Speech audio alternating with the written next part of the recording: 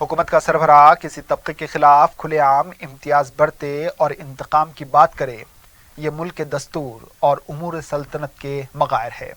लेकिन जो मुल्क के दस्तूर पर हलफ लेकर इस दस्तूर की धज्जियां उड़ाते हैं, उनको कौन मुआखजा करेगा। उत्तर प्रदेश के वजीर आला योगी आदित्यनाथ जब रुकने पार्लियामेंट थे, मुसलमानों के खिलाफ जहर इफ्शानी के लिए शोहरा रखते हैं। जब वो उत्तर प्रदेश के वजीर आला बनाए गए, इन्होंने राज धर्म के उसूलों को पामाल करते हुए मुसलमानों पर इज़ारासानी शुरू कर दी।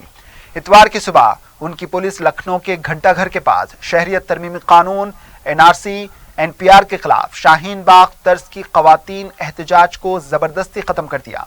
धरना एहतजाज देने वाली खवातीन वो बच्चों के कंबल खींच लिए गए, उनके ग़िज़ा का सामान जब्त कर लिया गया और ताकत का बेजा इस्तेमाल किया गया।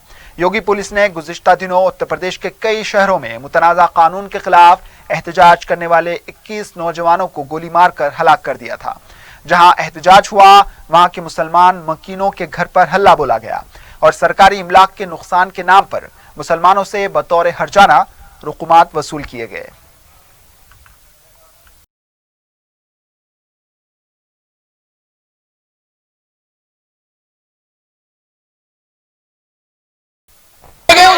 ये खाने पीने का सामान है, आप लोग देख सकते हैं। ये खाने पीने का सामान आप लोग देख सकते हैं। लखनऊ पुलिस यहाँ से जबरन हटवा रही है।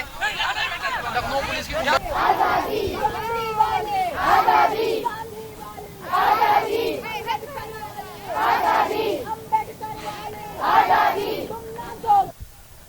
की प्रॉपर्टी को जब्त करके इनसे हम इसका बदला लेंगे और सख्ती से निपटने के लिए इसके बारे में मैंने कहा है कि प्रॉपर्टी को जब्त करके इनसे हम इसका बदला लेंगे और सख्ती से निपटने के लिए इसके बारे में मैंने कहा है कि प्रॉपर्टी को जब्त करके इनसे हम इसका बदला लेंगे और सख्ती से निपटने के लिए इसके बारे में मैंने कहा है।